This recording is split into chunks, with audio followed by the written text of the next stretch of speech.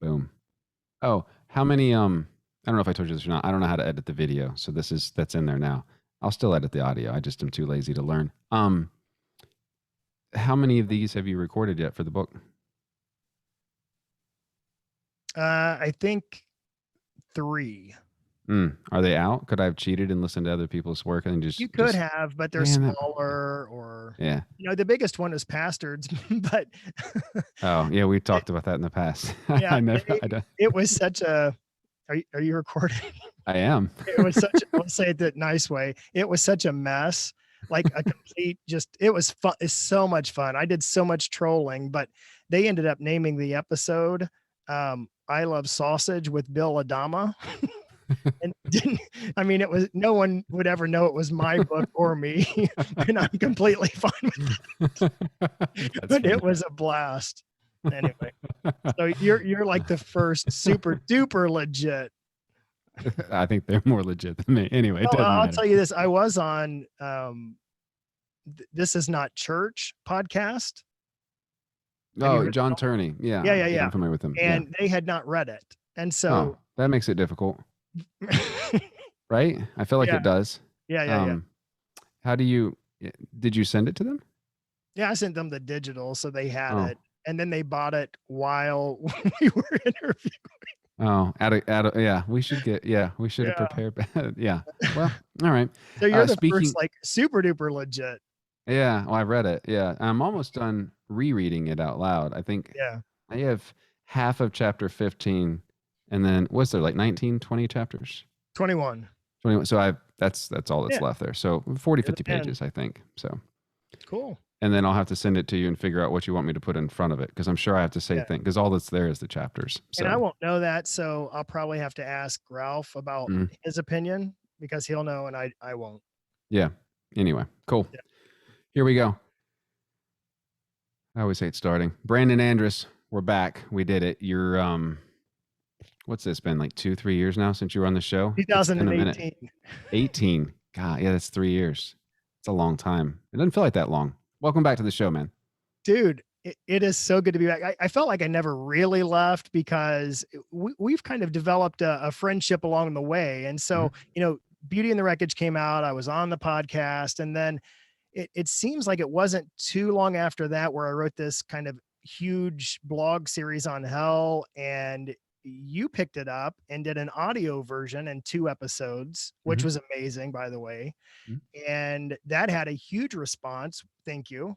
Mhm. And so, yeah, I mean, and now here I am. So it doesn't feel too long. I mean, we've kept in touch Yeah. behind the scenes, right? Yeah. Yeah, definitely. Yeah. On a, I don't know, what, semi-monthly basis? Bi-monthly? I think I so. don't know what the word is. I'm not good with that. Regular basis. Yeah. So what's new since 2018? So you've probably hiked the bulk of the planet or the circumference of the planet, or like what is new for you since then? And for those listening, before you answer that, I will link somewhere there in the show notes to the first one if you want to listen to that. Yeah. And you should. It's a good book and it's a good chat as well. But You yeah, know what? what? Actually, yeah, I'll answer your question. But I Huh? remember at the time when I did that last interview, Mm, and I remember that you were toward the end of all of these podcasts that I had done successively. And I was exhausted. I was so beat whenever you and I talked. I didn't have anything left. And so you could probably hear it in my voice. But nonetheless, yeah, I mean, I've been backpacking. I can't remember. I think I went to the Pacific Northwest last year. This year we went to where I'm not even sure where we went. I have no idea.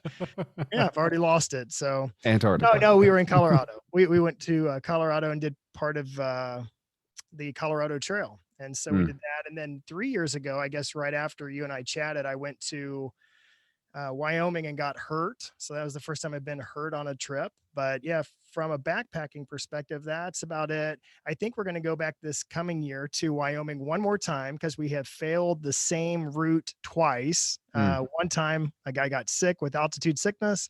I got hurt by stepping on a big rock and twisting my ankle. yeah. And so the third time is going to be a charm. So did you get like airlifted out, or did they carry you out, or did you crawl, or what does that look like? No, I mean, airlifting someone out would probably be $100,000. It's just money. It's just Yeah, money. it's just It's fine. money. That's why I had to write this book to try to make a little money to pay it off.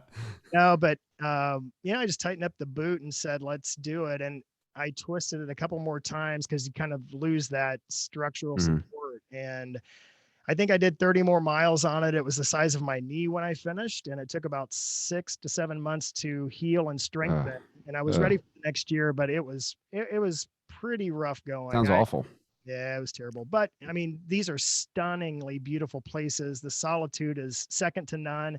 Yeah. These are literally places where you go and likely very few people have been there and you don't see people while you're there. So it's really kind of worth it even even though it can Yeah. be painful at times. No, I get that. So I think you know this. If not, you're about to. So my wife and I went to Sedona in Yeah, I June. do know that. Yeah.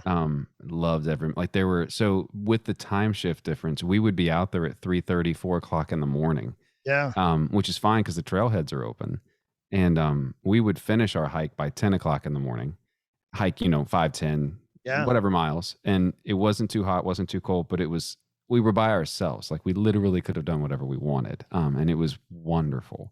So very wonderful. Yeah, that solitude is freaking amazing. And it was And that also beautiful. I mean, and Sedona is just stunning. Just a Oh yeah. beautiful, amazing area. Yeah, especially to watch the sun come up. So you referenced this a minute ago. So we need to sell some books. So everybody listening, go and purchase a copy of this book. No, I'm kidding. Forget, um, forget the interview. Let's just buy it. yeah, just interviews done. Buy the book, come back later and leave a review. So no, so you wrote a book called, I always get the name wrong. What Can't Be Hidden, Yeah. correct? Yeah. Yeah. Yes. Yeah. And it's a novel, which is different than your other past works. Mhm. Yes. Yeah. So why a novel, Brandon? What Yeah. is it that says, you know what I'd like to do? I'd like to build an entire world because that would be easier than theology. I didn't try to write a fiction book. I didn't want to write a fiction book necessarily. I had spent 15 years writing my blog. And I think kind of out of that sprang the first book, which was self published in 2010. And then there was a subsequent book in 2013, also self published. And both of those were nonfiction works. And then, of course, in 2017, I wrote Beauty and the Wreckage, came out in 18, and that too was nonfiction.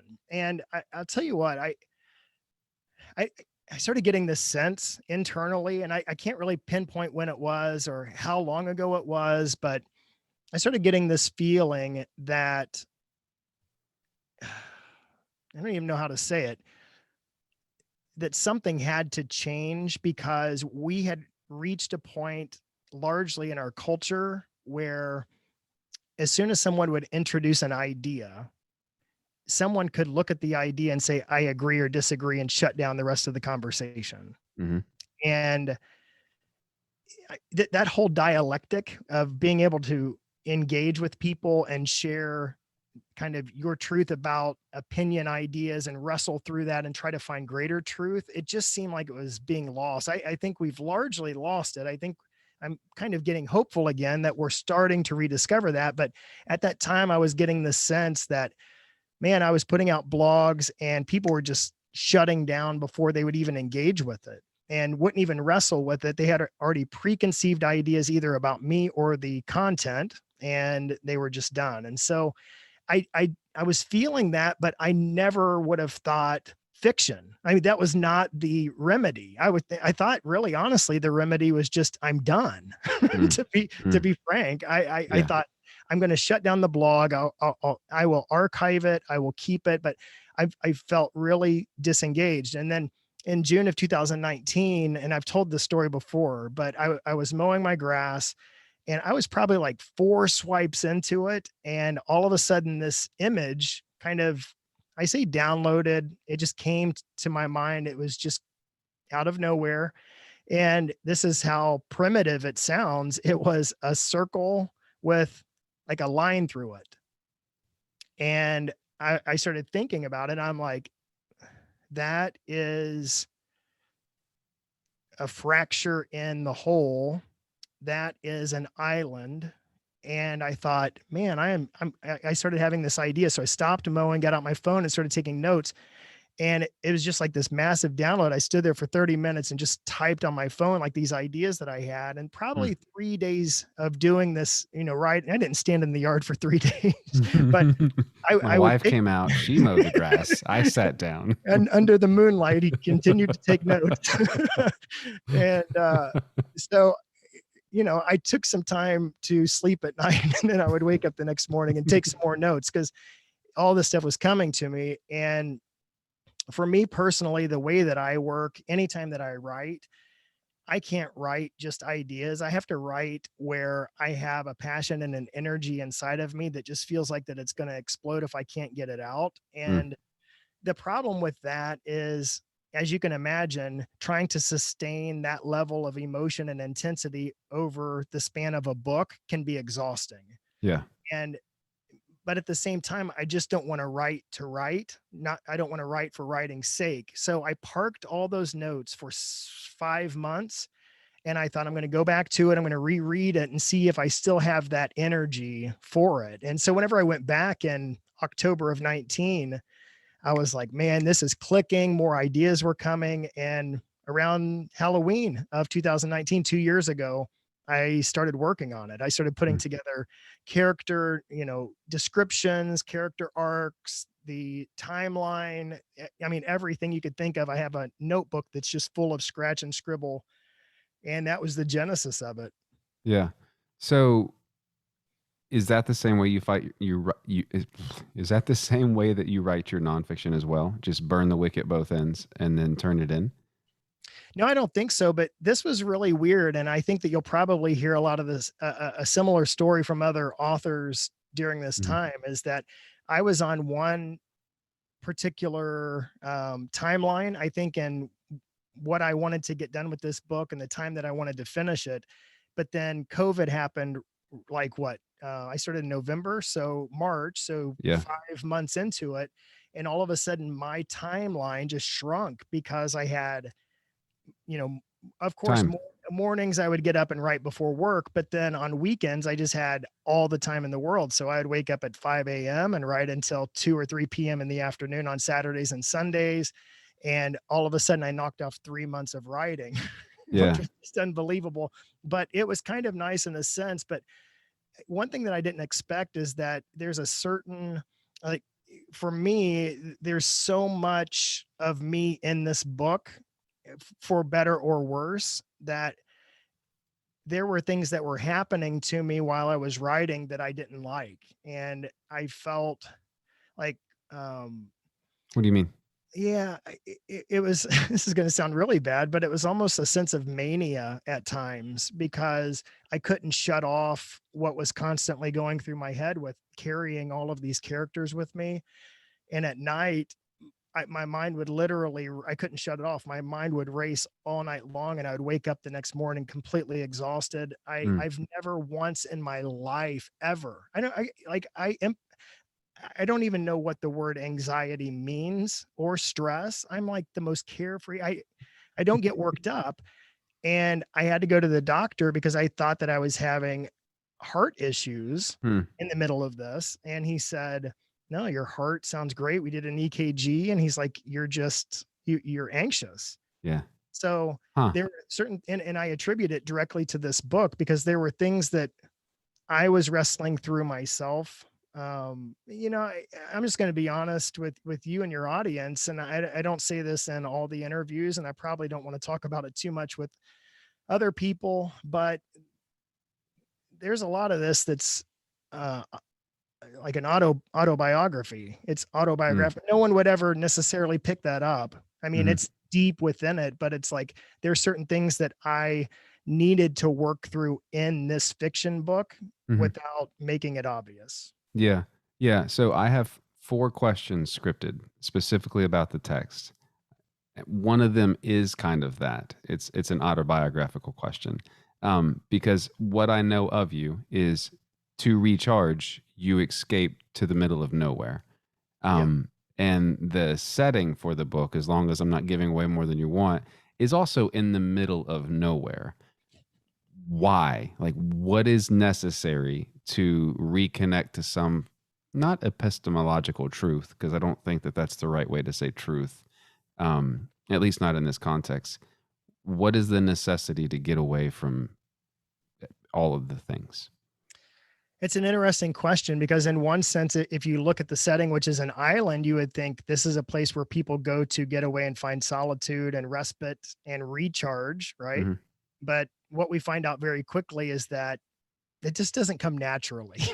Right. I mean, you can set up structures within that environment that are very self-limiting, that suck the life and freedom and peace out of a person, and ultimately that's what it explores. It really explores, this story explores ideas of asking the question, what is peace? What is freedom? And there are these definitions that we operate by. And I think that it's kind of soaked into how we think about ourselves in the world. And I really challenge those questions quite a bit to say, man, I mean, if your assertion is an island ought to be a place of respite and recharge, yet it's not life giving at all, and you feel anything but that, then the question is, why wouldn't you feel that? Why Mm. wouldn't you necessarily find peace and freedom in that place?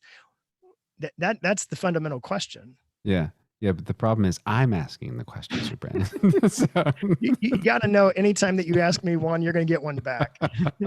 uh, no, but I agree. So I do the same thing, which is why I think I live where I live. Like I live right off the Skyline Drive of the Blue Ridge Parkway. Like that's where I go. Like we had a chance just for 4 or 5 hours on Sunday. Yeah, my mother-in-law said, "I'll get the kids. Y'all hang out for 5 or 6 hours." Could have done literally anything. Yeah. We went up into the mountains and hiked with the dogs. Like, Mm. and I don't think that we spoke, my wife and I, like until we got back, and then we went and get some ice cream, and we talked a lot then. But I don't believe that we even. I think we spoke saying we're like 4 miles in. You want to turn around, and we both agreed, yeah, eight's probably good.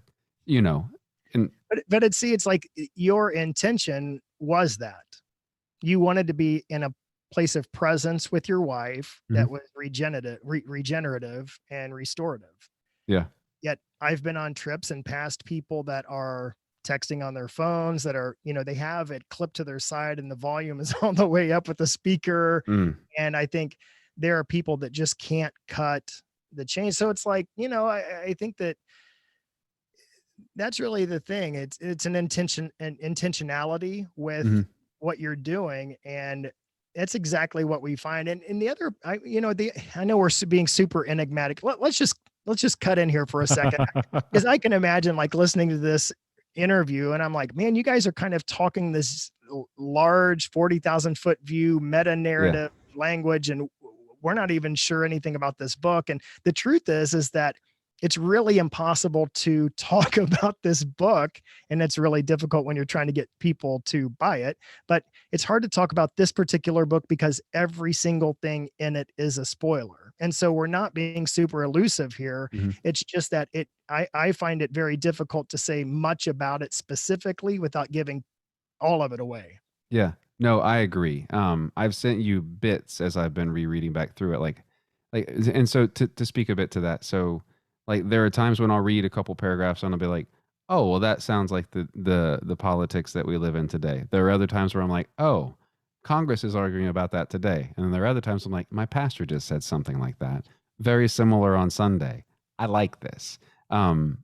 Maybe that's, I don't know. I found myself wondering if the words were written in such a way that I could imprint myself onto the story. Maybe I'm right, maybe I'm wrong. I have no idea. And when I read it, and I think I've told you in the past, like I read it the first time sitting at the ocean, Mm. listening to the waves come in and out, Oh, and wow. then Yeah. gradually, yeah, we were at the Outer Banks, and just gradually moving my chair. I think I read it over the course of a weekend that first time, just at the water, just over and over and over. And then to make matters worse, I just read chapter 15 earlier today. As you know, we get to watch the sun come up. Um, and there's the water. And I'm like, see, I can't. Anyway, so yeah, I'll I tell don't you know. this, Seth. I mean, first and foremost, there are two layers to this book. And the first one is, I wanted to write a compelling story that was a page turner. It's a psychological thriller. Mhm. And people are like, well, what books did you read that inspired this book? And I'm like, I don't read Leviticus. at all. And nor do I read fiction books, which, that has to be a mark against me. But I I would say that my biggest inspiration was Breaking Bad, because I'm a very visual guy and I love watching good sitcoms and dramas. And I take mental notes about like the great things about what makes me want to engage with something, the level of creativity and depth and the way things are connected, especially with Breaking Bad, but also the way that it leaves you wanting more. And so I think that that was kind of the inspiration. If no one gets anything more out of this book, I wanted to write a super compelling page turner that Mhm. people thoroughly enjoy. Um, but I have to tell you this, I went to this author event in Southern Indiana. I was at a bookstore, and it was my first one for this book. And I know how I would do it with my nonfiction books. I hadn't really thought through the dynamics of how to do a fiction author event. So I set up my books, one with the cover facing the other book with the back where it shows the synopsis of the story. And I just figured that if people wanted to know about the book, they'd pick that up and read the back of the back of the book and read the synopsis. And everybody started coming up and saying, "What's your book about?" And I was like, Pick it "Hubbada, up. hubbada, hubbada, hubbada." It's like, dude, I just wrote 88,000 words. Like, you want me to distill it down to, a couple of sound bites. So after a handful of people finally doing it, I created a little elevator pitch that I put Mm, together. So I'm just going to go ahead and tell the do that. audience Yeah. here Yeah. what I'd love to the hear it. synopsis of the book is. So, um, on this island, there's an isolated and restrictive community, and they believe that they're the only people that live on that island. And one day they have guards that are scouting in the forest, and they happen to see something move and they see somebody watching them. And so they pursue this stranger and they apprehend him, taking him back into the town. But as you can imagine, you kind of know how the town's going to react. They think they're the only people on the island. Mhm. A stranger is being apprehended and brought into town, and people start freaking out, and fear just takes over. They're panic stricken. They put the stranger in the jail to try to figure out what to do with him. And all the while, there's a 17-year-old girl who has only known life on the island, who's only known life in that community, and she's curious about this stranger. So she goes and befriends him by night because she wants to help him escape so she can leave with him too. Mm, yeah. So that's about as much as I'm going to give. Yeah, and I would say for those listening, that is not the whole story. Um, not anywhere close. I found myself wanting to argue with you. Um, so, who? So, can I make this a little bit theological because I Yeah, yeah, can't yeah. help myself? Go So there are some dreams for one of the main characters in the middle of the novel there, and in this dream there's like a drowning. There's water is deeply symbolic in many parts of the story, and I'm curious the role of those dreams. And I hope you know that the dreams I'm talking about Yeah, with Ochi, who's one of the yeah, yeah, characters yeah. in there. Um, is that some form of bastardized baptism? Is it something else? Is it just fever dreams from anxiety? Like what is that? Yeah, great question. So the one thing that I'll say before I answer your question is that every single word, every single sentence, every single paragraph of this book is intentional. It all has meaning. It's deeply symbolic. The story is an allegory, so it does have a story beneath the story. So you're Mhm. right on with your assessment. So I think whenever I was writing this particular, um, you say dream, whenever I was writing this particular passage in the book, I was He thinking was about, dreaming, right? yeah, yeah, yeah. He He was went to dreaming. sleep. Yeah. Yeah. Yeah. So I'm just not trying to give it all away. So, um, yeah. So I was thinking about, he wakes up and he is ready to go on this journey, and the entire town is sitting and awaiting him, and it kind of catches him off guard. He's like up really early, and the entire town is there, and something very strange has occurred. I mean, right down the aisle that was normally just kind of a Hmm. grass or a dirt path is now trenched out with water in it. And so he's very confused about how they did that, but he starts walking in it, and the water, I think, goes up to his knees or maybe mid thigh. And as he looks up and as he's walking in this water, um, there's this limestone structure in front of him that is kind of a it's pooled water underneath of it, but these arches go up to the top and kind of hold this thing together. And at each pillar, there are four people at each pillar standing there looking at him. And so one is the religious leader, Hmm. and I think another is his wife. Is that right? And then I Hmm. think another is his son. And then one of the other characters, I think one of the guards, is at the fourth Right. one. And, as he's walking down, they each give this kind of nod or a gesture to him, kind of an acknowledgement. And I think the way that I and I'm not going to give away what happens Right. through this, but he makes his way to it, and the entire congregation or the audience or the town starts singing the song. And the refrain was, "This is why you've lost the people," which it kind of recalls something that he heard earlier in the story. And as he's watching, how do you say this without I don't know. I don't actually want that. I'm just curious, like the role of water. Like, is that some, like, I'm Oh, just okay. personally curious. Like, is that some form of Yeah, I think so. spiritual baptism? Anxiety. I don't know what like I don't know. Like just the role of the water in that story. I found myself. I've actually thought about it quite a bit. Well, the thing is that throughout the entire story, water is prominent symbolically. Hmm. And I would say in this case, your assertion is absolutely correct that, you know, water as we know it symbolically is something that is regenerative. Like we discussed earlier, it's symbolic of regeneration. It's Hmm. symbolic of cleansing, of, coming up out of the water in this kind of resurrected, life-giving state. And what we see happening in that particular scene is kind of this coerced or forced trauma that happens within this kind of political religious community. So yeah, I mean, in this particular case, it's kind of like you have certain ideas about what this, and we get a contrast to it later in the story, right? Hmm. Whenever we so Yeah. I Yeah. think that that's the thing, is like it really truly is this contrast between the two of, is this water something that we continue to drink in and that gives us life, or is it something used for a function or a purpose to reach Hmm. certain ends? That Yeah. was a really long answer to get to We did that. it. We did it. So I want to ask a couple questions that are not necessarily based on content in the book, but Yeah, yeah. maybe some thoughts coming back from reading the book. So if I was to read this in a setting of religious people, so say I do a 6 week thing, we're going to read a couple chapters a night, and then we're going to discuss it for an hour. At the end of those 6 weeks, are the congregants in this body of people, are they angry at the challenges? Are they accusatory of you as an author? Like, what do you feel like would be a normal 100 people in a room?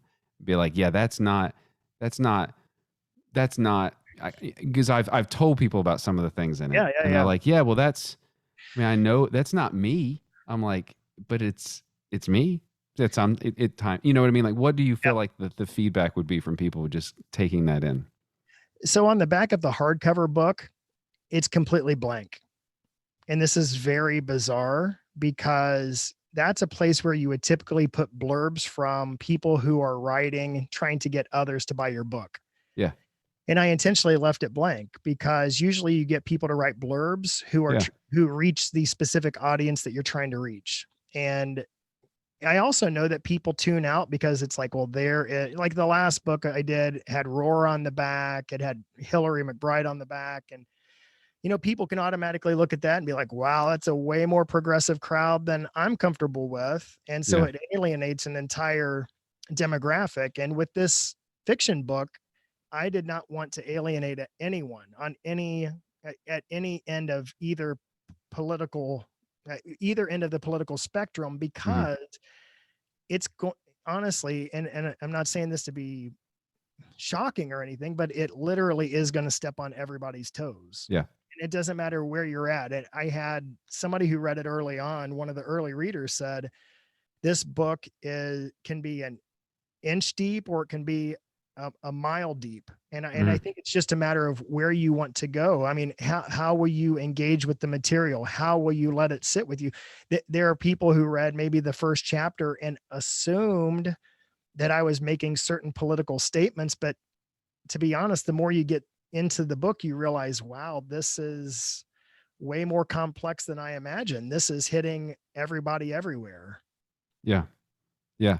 Yeah. No, I agree. I I want. to answer your question though, I do have a church. Actually, I'm sitting in a church right now. This is not my house.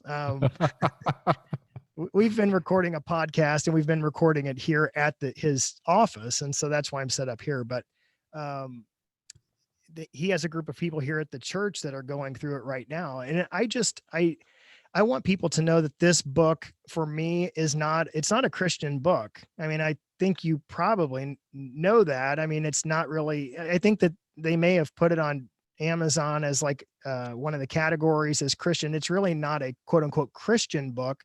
It's definitely um, a deeper spirituality, if you will. I mean, there's no question that it has the heart of Christ in it. I don't think Mhm. that there's any question about that. But I just really feel like that this is a book for people. This is a book for humanity, and I want it to not cause division.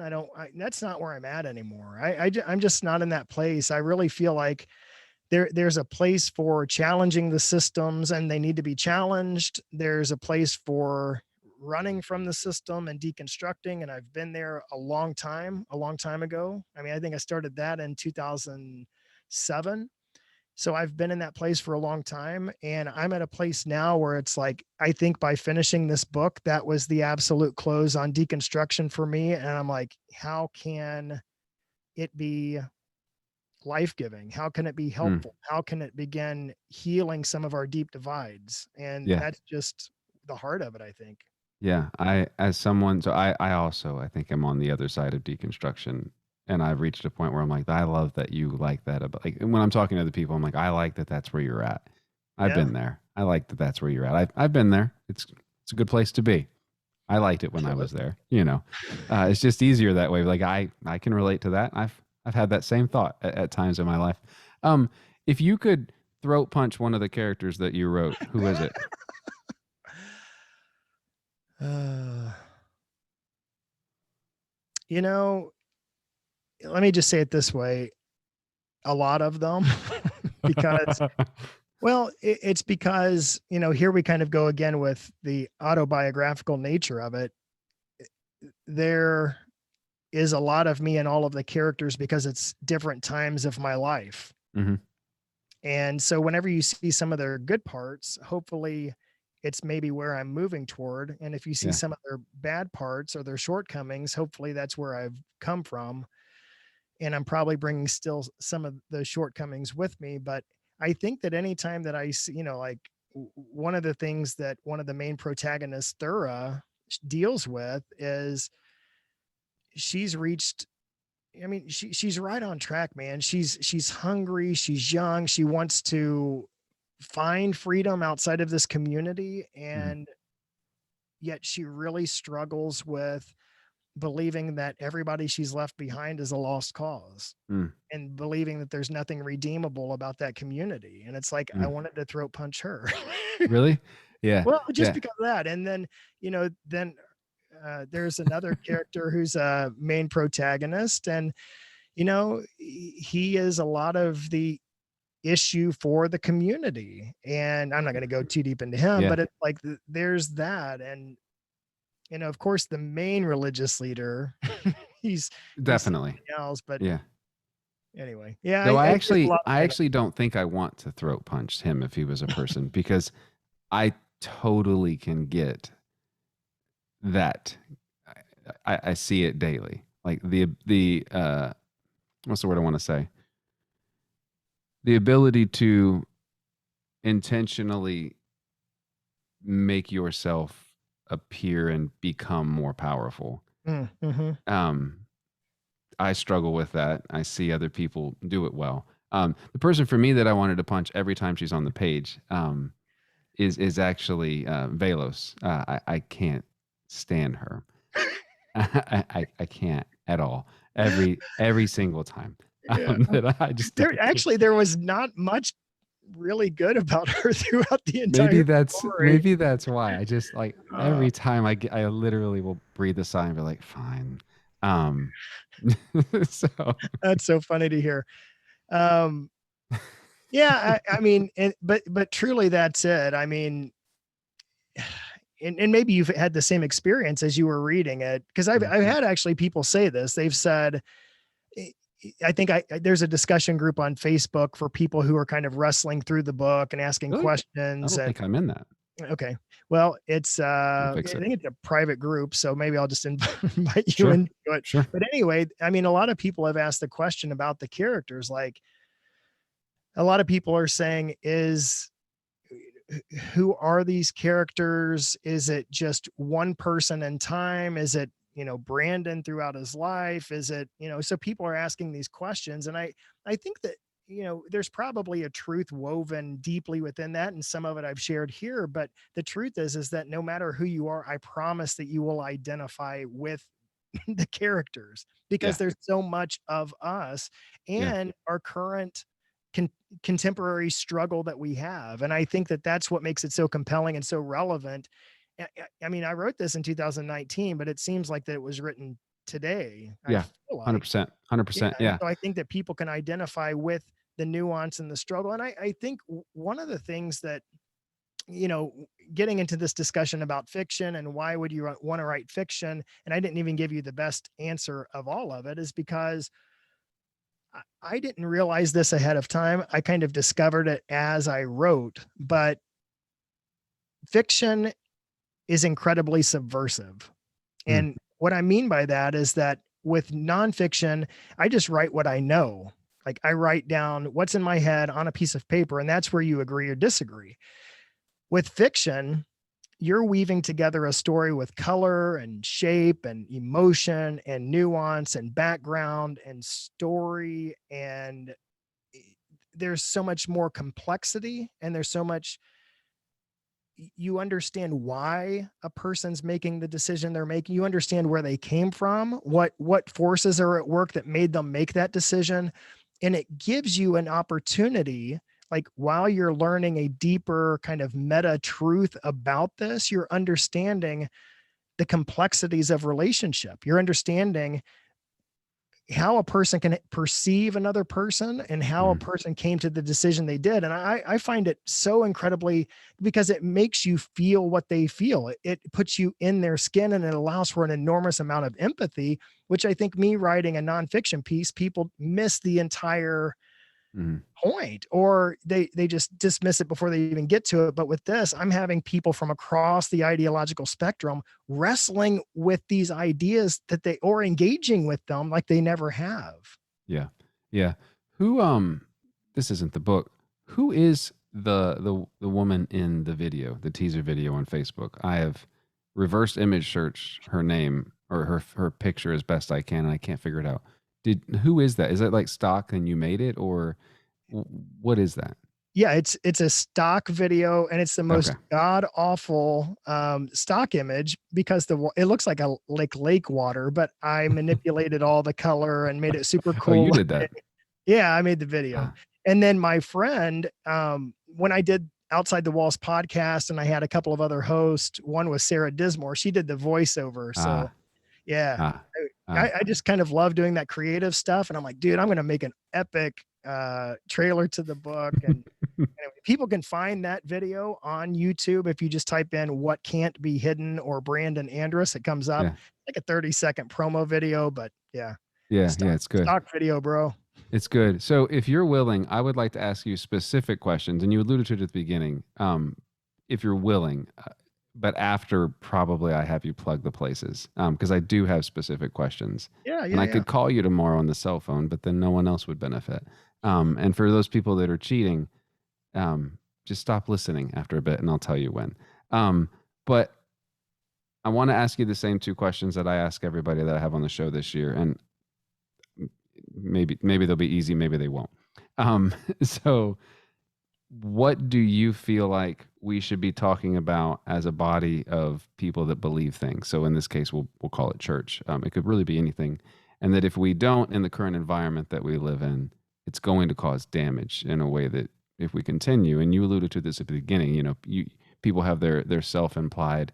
Here's what they mean, and I'm done with them. They said that they don't believe in the COVID vaccine, so obviously they're stupid, and so no one else matters. I don't care what they think about anything. Or in my case, Oklahoma beat Texas, and so now everybody that doesn't think Texas is the best football team is instantaneously dumb to me. Um, that's a It's not accurate, but it's accurate. It is accurate. So,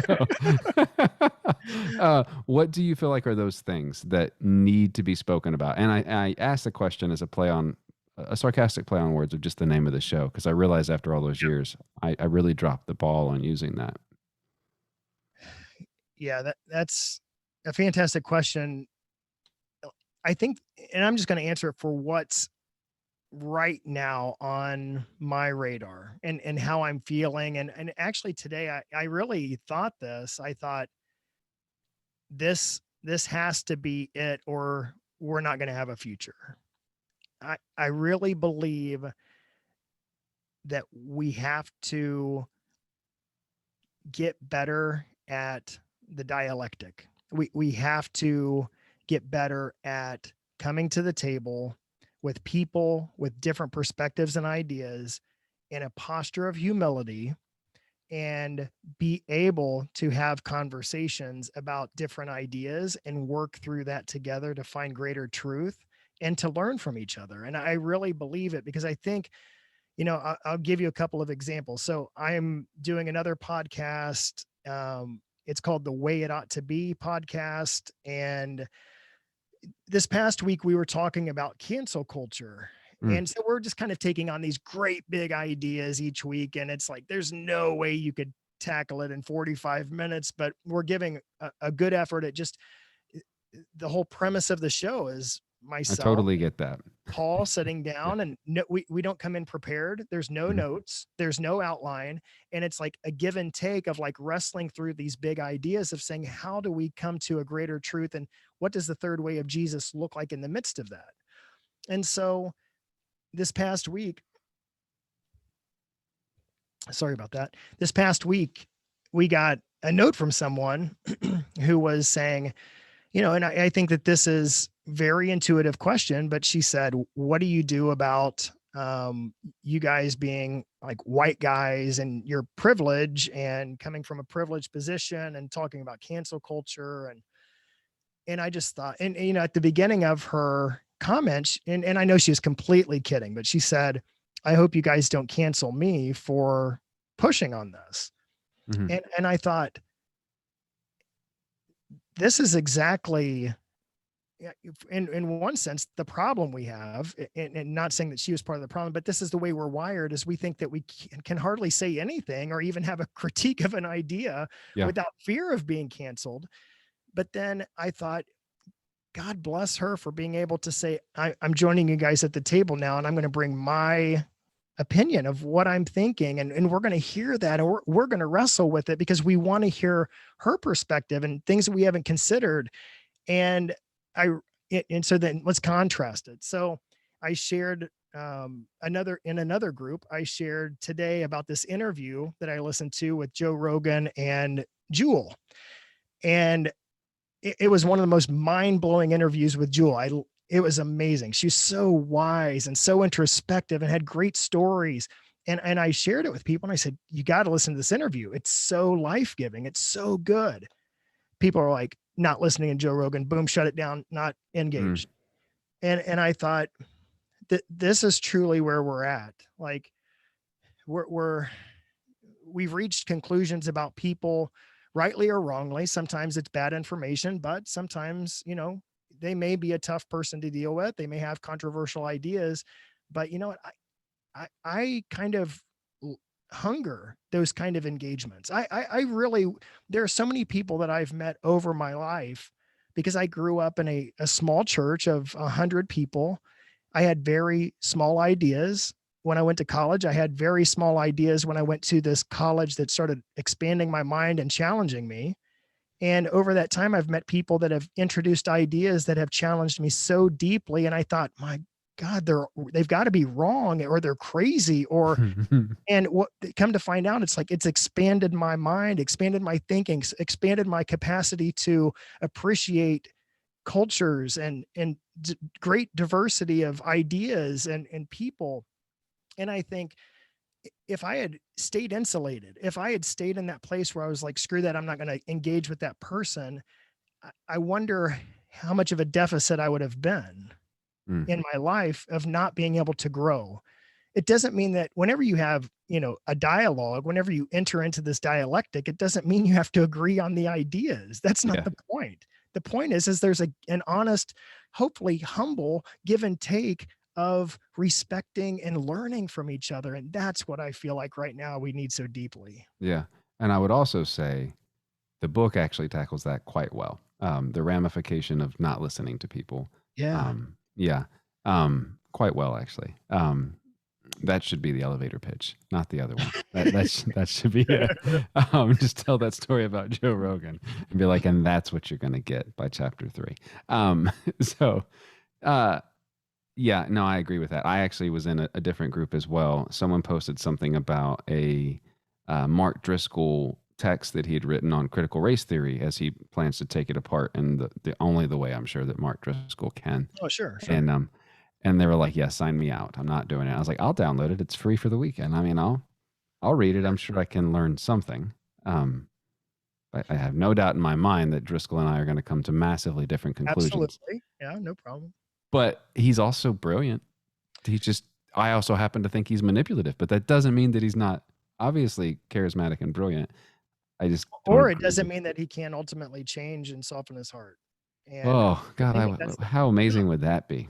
Um, but I think yeah. that that's the other thing my book wrestles with is that, you know, based on our own convention, we don't see any possibility of X person on that side of on that side of the aisle, on that extreme position ever changing. And the truth is that what we see biblically is just the opposite. We see loads of hard-hearted people, loads of self-righteous, holier than thou. Hmm.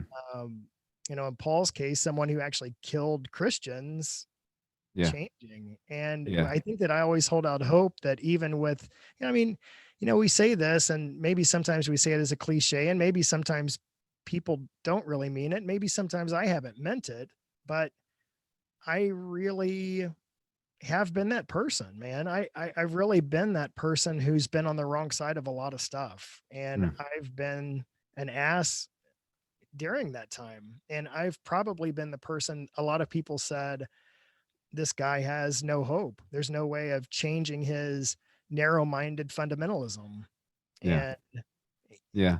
people can change. Yeah. I did not listen to your episode on cancel culture, but I do have an opinion, and it's this because my son and I have actually talked about this because he wants to have social media accounts and that type of stuff, and I'm trying to make him understand you can't take it off the internet. Like the Right. stuff that I've done with this podcast, those words exist. Yeah. And even listening back to the first year, some of my questions or whatnot, I'm like, that's not even a question I care about anymore. And actually, I'm pretty sure that I was wrong in even asking the question. But I think some things should be canceled. Let's say bigotry and racism and homophobia and that type of stuff. But I am also allowed to learn from my mistakes Yeah. Yeah. without getting canceled. Now, should I choose not to learn from a mistake and instead dig in and refuse to listen to other points of views, then maybe. But I honestly think, what's the word? I'm going to steal the term from my boss. I'm going to assume positive intent until you show me that I shouldn't. I will assume positive intent. Like that, I'm going to assume that person did not intentionally mean to hurt anyone. Tell me more. And then when I realize that you either did or you didn't, okay, maybe then we make a decision on what gets canceled, what doesn't. But Yeah. it's, I mean, it's a complex one. And I'm not going to get into all the ins Yeah. and outs of it because it's out there on my podcast, so Yeah. people Do. can listen to where Yeah. I'm at on it. But I think that where I stand, and this kind of goes back to the Hell series a little bit, is that my position early on in that series was that if I have a belief that God has forgiven all people for all time preemptively, and if God has not given me the task of going out and being the minister of forgiveness, but rather the minister of reconciliation. Mm. The truth is that my only responsibility is to be one who is active at restoring people and relationships. Yeah. And I don't need to be the arbiter of forgiveness. I don't need to be the decider of forgiveness. And so, I can literally be across the table from the hardest heart, the person who gives me a finger, the person who says, I will disagree with you hand over fist. And I'm like, that's fine. I still believe God loves you. And I still believe that we can find a common ground somewhere. And Yeah. that's my hope through any of this is that, yeah, I don't know. And obviously this is the heart of the book too. I mean, Yeah. it's Mhm. really a book about relationships and trying to work through the nuance of our differences and to see the other differently and not to necessarily write off people because sometimes it's difficult to understand what a person's going through. And Yeah. I think, that's what hopefully will shine through and as Yeah. people read it. Yeah. Sometimes we light our lamps and refuse to share them. So, yeah. Love it. Uh, so, all right. So, when you try to explain or wrap words around what God is, what do you say to that? Yeah, I mean, the easy answer, which is probably the most correct, but I don't think that many of us even understand this. So I'm just going to say God is love. I don't think that any of us understand that. Mm. I think we come with such fractured lenses, broken lenses, and the light kind of permeates through that in different ways, and we don't see it clearly. And honestly, a lot of the relationships we've had in the past with people who were supposed to love us probably let us down or showed us, very finite versions of what love could be. And that's why I kind of hold out hope that whenever you hear in the Bible, it says every knee will bow and every tongue will confess. It won't be because it's coerced or people are afraid. It'll be because people will finally see love unveiled, love unrestricted, Hmm. and people will say, my God, I never knew. And it won't be just one, it'll be all of us.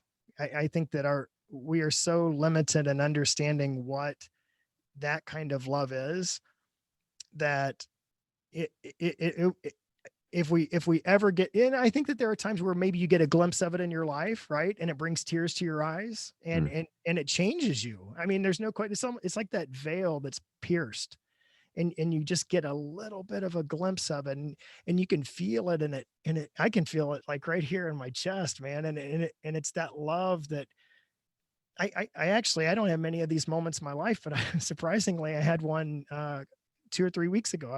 I just took a walk in my neighborhood and I was walking down the road and there were big trees in the distance and the sunlight was piercing through and Hmm. the rays were coming through and there was Yeah. a little girl riding her bicycle Mm.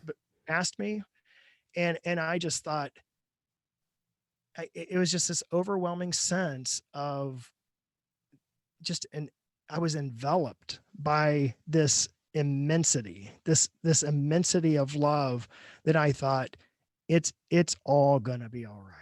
It's Yeah. all gonna be all right. And but I don't think that we live like that, right? Yeah. So whenever Yeah. we say what God is, God's love, but do who knows? That works for me. So plug the places, plug all the pluggables that you need to plug. And then I do want to ask you some specific questions. And Yeah, for yeah, those yeah. listening, after the pluggables, there's going to be that thing that says you should sign up for Patreon and that type of stuff. And you should have already done that because then you don't have to listen to any other stuff. Just you get all the versions of the show, including the one with all the ums that I didn't edit out. So where do you want to plug the places to people, and then we'll go into that. Yeah, so I've taken a different approach with this launch more than anything. I could have taken the easy route, but I've taken the way harder route. I've been begging people to engage locally at their Mhm. local bookstore, and if they don't have it on the shelf, then just ask the person to order it. and they'll get it. They'll deliver it to the store, and we're supporting local business.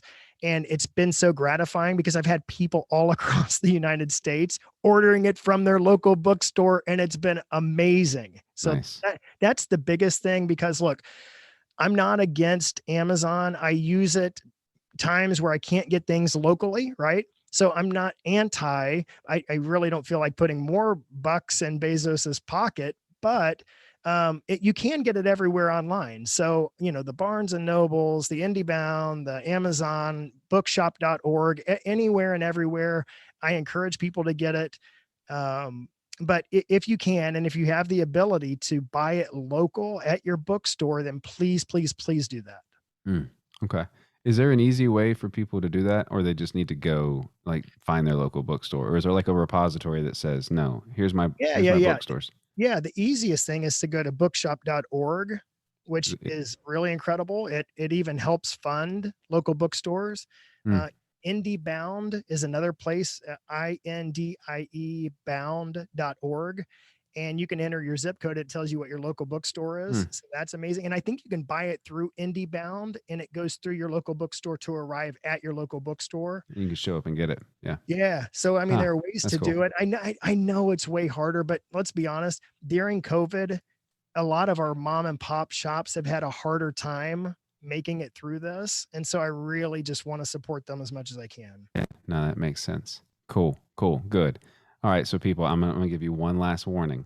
Um, don't be here if you don't want to run the book. And honestly, you should buy the book. Yeah. Um, Be done right now, because everything in the book is a spoiler, and you want to be shocked and surprised. Yeah. Yeah. Well, I don't know if my questions will spoil many things. Maybe they Okay, will. cool. But they are like, as I've been reading it back through, like, why is everybody so mad? Like, it's like a powder keg. Like, where are these people coming from that they are just at base level 9? One thing happens and let's kill everybody. Like, why is everyone here so mad? Because it's an allegory. Because it's representative of us, man. And Oh, just so I'll tell you, mad. yeah, no, the people in the town's called Petrita. Every name in the book means something. Every single thing. I mean, I'm telling you, literally everything. Even things that you'll probably never find in the book are hidden in the book, like Easter eggs. It's all there. Like what? I No, it's fine. You don't say. I could tell you one. I mean, if people have already read it, then they're probably curious. So Yeah. there's this one line. Thura is with Odigo, and they're looking at the water. The waves are coming in, and Thura's looking at the rocks below, and she's noticing how, and she uses the word beckon, and she says that the waves are beckoning the rock. And that's at the end of the chapter. And as soon as you start the next chapter, it's about Ochi and Sophia. And it's when she is yelling out in the distance, and it says that Sophia was beckoning Ochi. And it's a direct tie into the waves are smoothing the rocks. I'm using that word beckoning, and I'm tying it to what's going on with Sophia and Ochi. She's the wave that's washing over him and knocking off his sharp edges and making him smooth and refining him. I mean, it's just, there are a lot of little things, but I mean, there are things that are even bigger and more noticeable, but that's like little hint, like little, I'll give you one more if you want to hear it. Sure. I There's won't this, say no. so at the very end of the book, it's kind of a shocker, and people are like, okay, what happened? And I don't want to go into that part here, but people are trying to wrestle through it, and they realize that something she's done, since she's had an experience of some sort. And people are like, well, were there any clues throughout the beginning through this that there was something off? And I said, yeah. I mean, at the beginning, the narrator says that Thura was born on the island. Probably in the next chapter or two, Thura says that she came to the island as a little girl. Yeah. And then later, the narrator says that she came to the island as a little girl. And it's like the narrator kind of corrects her story, because it's very fluid. This whole thing, like, so anyway, there are certain things like that are just hidden throughout that most people wouldn't catch the first time through. Yeah. So this painting in the council room. Yeah. Who painted this? It, like in real life? yeah, like I understand the purpose that it serves, Hmm. but its origination, like everything else in the island was built. You know, people show up and they make the thing. That wasn't made. It was there, like brought. Oh, okay. So you're wondering who painted it on the island? Yeah, yeah, yeah. So like, you know, it's like a picture of a, you know, a man in a boat and whatnot. Like everything else that is created in Petrita exists because it was created by the people there, Yeah. but not that. Yeah, actually it was. I mean, we Did I find miss it? out. Yeah, yeah, yeah. So Ah. Ochi says that his dad painted it. So Numa painted it. Oh, you're right. Never Yeah, mind. yeah, Just kidding. Just kidding. yeah. Just Too kidding. many things. Too many things in my head. Too many things in my head. Yeah. Where? But I will tell you one thing about that painting is that, and this is kind of an interesting tie-in. So people who have read the book will think that I think that they'll think this is pretty cool. And I'm not looking at you on purpose. I'm looking for that painting on my phone because I have it. But nonetheless, I reached a point in the book where I was like, I really want this character who's kind of wrestling through this situation Hmm. to have something that he's maybe looking at. And uh, oops, there's the painting. You can see it, Mm, right? So something that he's looking at that he's wrestling with. And did you watch Breaking Bad? all of it.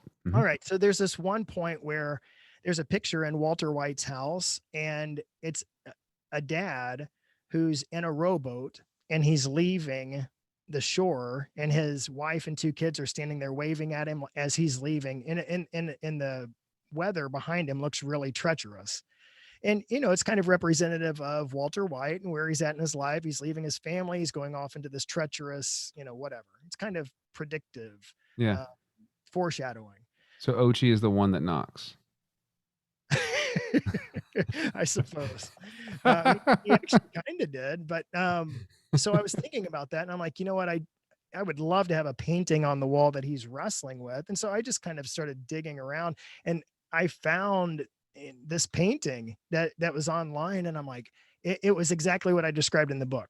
It Mm, was a man sitting in a boat looking at a young girl or a boy, and in the distance there literally was boats on the horizon. And as you look in his boat, the sail is down. So it's like I used that mm, entire real life painting as an image to tell a story about people think that their hope is on the horizon. yeah. But all the while, I'm sorry, that his peace is on the horizon, but all the while, It's in a that peace boat. has been right there with him the whole time. Yeah. And I just thought the picture worked brilliantly. Yeah. Yeah. This is not a spoiler related question, but just for me to you. So I think I've talked about some of the stuff that I deal with my oldest, with my son, with some of his maybe I have, maybe I can't remember if I have or not. But Tyron is the hardest person for me to read in the book because of my relationship with my son. It's heartbreaking. Yeah. Not necessarily a spoiler. Maybe it, I don't know, but just for me to you, like it is, like I struggle to read those parts. Hmm. Can't find my words. Fumble through words. The It's, thing that's interesting to me about that, Seth, is that this has been the most shocking part for me hearing from readers is that people are having experiences with it that are not what I intended or what I tried to elicit, right? mhm, Like I'm writing it from but I understand completely how someone's reading it and it's speaking to them at a completely it's mhm, very parable like in that mhm, sense, right? You can mhm. look at it from a lot of different angles and there's truth being spoken to different people of all times from different backgrounds. Yeah. But I think that that's fascinating that you're picking up on that in a very real way. Yeah. Yeah. There was one morning I literally argued in such a way, and then I read this same because I've been reading chapters before I leave for work. Okay. That's how Yeah. I've been able to triage doing the thing that I'm doing. Yeah. Um, is read after the bus comes, and then have time to go to work, and then edit at lunch. So, um, but yeah, yeah. So I know the last time I talked to you, you weren't certain if there would be more beyond where you ended this one. Have you made Yeah. a decision if there will be, or you're still at a spot where you're like, yeah, I need to mow the grass again in 3 years from now and have another lightning bolt? On the um, Just in the private in the yeah. private discussion group, I put out a poll and I Uh, asked people, is this the end of the book, or does it continue? And it was unanimous that people demanded a sequel. And then one and person so you deleted the group. Whole group is disbanded. It's done. and one person said, you know, it's absolutely done, and was very upset that Mm, I would even consider, because they thought it ended perfectly. Like, mm, not everything needs to have a bow on it, and it's okay to have to wrestle with how it ends. And I agree with everybody. But to answer your question, when I finished this, I wrote it in, and yes, it is written as a quasi cliffhanger or a mm, real cliffhanger. And I ended it knowing that it was a period at the end of the sentence, that I was completely done, and that it was one complete idea, and that there was nothing beyond that. And that is true. That is absolutely true. So it's like, whatever people read in this, this is it. This yeah. this is what I want people to walk away from and wrestle with. Probably about 6 months ago, I sat at my desk and I began piecing together the sequel, and Mhm. because I know all of the parts of it, and it's complete on paper, and it's completely done. So it really becomes the question. So I'll tell you, and I'll tell you those who are still listening, who are either cheating because you haven't read it and you want to continue to listen, Shame or the on you. people who have Shame actually on read you. it. The only thing that I care about doing with this is not, let me say it this way. The only thing that I care about with this book is being honest to my autobiography. Mm, The first one was 100% driven by my story, and it followed me all the way up into the present. mhm. So, if there's a sequel, then it has to be, so what does that look like here moving forward, which makes it a little bit more difficult to navigate because I haven't lived it, but I have a really good idea of what that looks like. And so Mhm. for me, the only thing that drives this is an honesty about me and my own story and where I see myself and where I need to go. And then how is that conveyed creatively through relatable characters? And so, to answer the one person who said you absolutely cannot, because it doesn't need to be wrapped up in a perfect bow every time, because the fear is that, oh, you continue a sequel and then it works to its perfectly natural, beautiful conclusion, and and then the two kiss at the Happily end. ever after. Right. Yeah. Yeah. And I can tell you that it is crazier than the ending of this one, and it's not tied in a bow. So it would almost be fun to write it, because in much the same way that you really couldn't guess where the first one was going, no one would guess where this one's going at Huh. all. I think it's Huh. even crazier. My last part about this, my only fear about doing it is that there is a quaintness to this first book, What Can't Be Hidden. There's a quaintness and a simplicity and a beauty to it that unless I was really intentional, I think it's going to be harder to recapture that quaintness. And that's what I'm fearful of, Yeah. is that it can't, the next book can't be this one. It can't be it because of the way that it ends. So Yeah. Yeah. the answer Huh. is maybe. It's a solid maybe. uh, Yeah. Yeah. Good. Good. You enjoyed writing it then. yeah, I really did, because it caused me to have to see differently. It Mm, caused me, like, whenever I sat down the first day and I thought, all right, here we go. I'm going to start writing this. And I thought, I put my fingers on the keys, mhm, and then I backed up and I rocked back in my chair and I thought, what am I looking at here? I just, you have to see it, and you have to feel it, and you have to taste it and touch it and hear it, and you have to be there. And I had not transplanted myself into that environment. And so that mm, was a quick reorientation of saying, you have to fully be present in this story, in this environment, so you can let people experience it and feel it with you. All the blood, the tears, the whole thing. I don't know if you felt it, but did you feel it? Like, people tell me, like, whenever we're reading it, like, we can see it. It's very vivid. Mhm. We can Yeah. see where we're at. We can feel what they are feeling. And Yeah. No, that was the intention. definitely. Yeah. Definitely. Yeah. Like but I think the reason, and so what you mean, you mean like the way that it's written is in such a way that I can insert myself in and literally like, so like that picture that you showed me is not the way that I pictured that picture in my head. Yeah. Um, um, Mine is for some reason zoomed out probably 30 yards from that. Oh, that one's a crop, sorry. No, Yeah, either way. No, like just the perspective, like far perspective. away, Gotcha, almost like I'm at the top of the game of the World Series that's happening right gotcha. now. Like I Yeah, know those are players down there gotcha. and I know they're swinging bats, Ah, but it's fuzzy, gotcha. but I'm well aware of what it is. And like there's a story for me. That picture doesn't matter as much as the story behind what the picture is actually Right. portraying. Yeah, um but like the way that you described, like the pine trees and the bird that's basically palling along, that has no fear, which is crazy for birds because they're awful skittish. They usually don't come up to people. yeah, You know what I mean? Like it is very descriptive. Yeah. yeah, And easy to get in there, very easy to get in.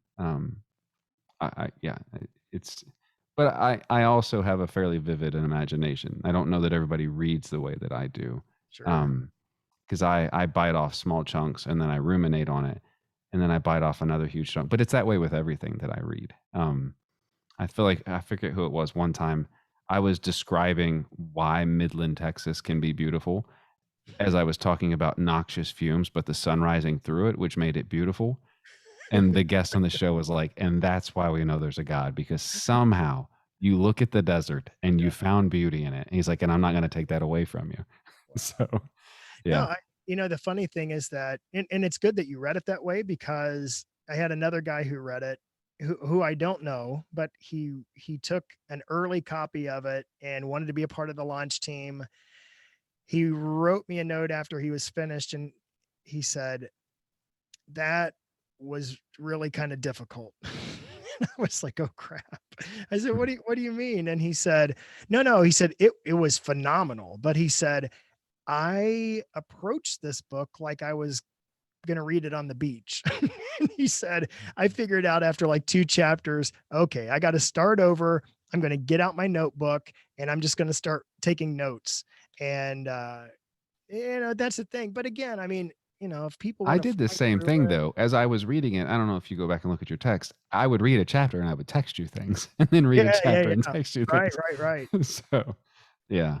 And Yeah. I think that's great. But again, I want people just to, it's whatever you want to get out of it. Yeah. If you want to read it and have a great time reading it, and hopefully it's a page turner thriller, great. If you Yeah. want to dig in deep and find, the complexity and like make it self-evaluative and all of that, then it's there as well. Yeah. Good. Good. Good. Good. Brandon, I've enjoyed talking with you very much. Yeah, I man. always enjoy talking Likewise. with you. Yeah, yeah, Yeah. yeah. Yeah. No, Yeah. I appreciate it. I appreciate you, your audience. You know, I guess my pitch here is that, look, it's super duper hard, I feel like, to try to convey something about a fiction book, and I haven't figured out the magic yet about how to do it to where I people don't know say, how to "Oh, do it without just overtly doing spoilers. Like I did an episode, right. we talked about Pixar's Soul. Yeah, And I just started at the beginning. I was like, I don't know how to do this without doing this. And I'm about to do this again. So on election day, I'm bringing on Kathy and JR Forasteros, yeah, Kathy Kong, and then JR. And we're going yeah, to talk about Midnight Mass. yeah. Oh, And there's just spoilers. It's don't right, listen. right. Just Well, skip the dang by thing if that you don't want time, to listen. though, I mean, people have had time, right? So, I mean, like w 6 weeks. Yeah. So, but right. I just, I don't care if people like, if you just don't listen, if you don't want to listen, there's just so much in there, but that's also deeply allegorical as Oh, well. yeah, yeah, yeah, Um, completely. yeah, I yeah. didn't finish the, last episode yet. I Mm. was like, "My gosh, this is crazy." I had to take a break, but yeah. No, I was just gonna say that more than anything, I just wanna make a pitch to the listeners and just say, can just trust me. I mean, it's worth it. Mhm. It's worth it to read it. It's meaningful, it's deep, and I promise that it's entertaining. And so Mhm. that's the big thing. I just want people to trust me. I wish I could tell you so much more, and I wish I could tell you all of the crazy things and all the Don't do it. yeah, but we're Yeah. not going to. But just No. trust me. Get a Yeah. copy. Yeah. Good. Thank you, my friend. I appreciate your time tonight. Thanks. Good to see you. You live close to home, right? So you don't have to